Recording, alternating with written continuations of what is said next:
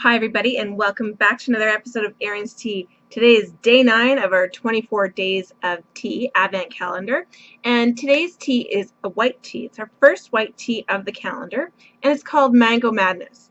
So white tea is just like any other tea from the Camellia sinensis plant. It has caffeine, which most people don't realize because it's called white tea, but it's a very small amount of caffeine.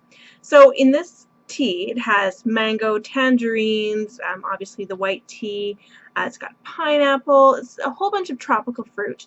It smells really tropical. One thing with this tea I find is because it has such large pieces of the fruit, you actually have to use a large amount of tea to get any flavor. And it's kind of like that with any white tea that you buy. You smell it a lot more that when you actually taste the tea, it doesn't taste as strong as you're going to think.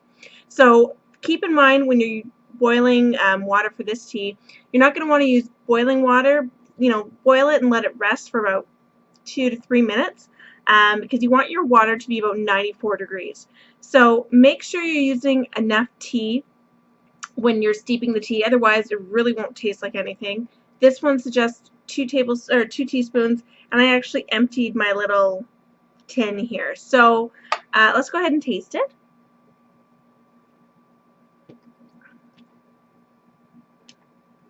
It's good. I actually have a tin of this in my stash. It is a little bit, not tart, not bitter, but kind of in between there. It's really hard to get a nice mango flavor that doesn't taste artificial. This one does have flavoring in it, but it does taste a little bit fake to me. So I've never really drank a lot of this tin. It smells amazing, but it's not a favorite of mine. So if you are looking for something that is a little bit fruity, has a little bit of caffeine, but is a very light taste, this is definitely a tea you're going to want to try.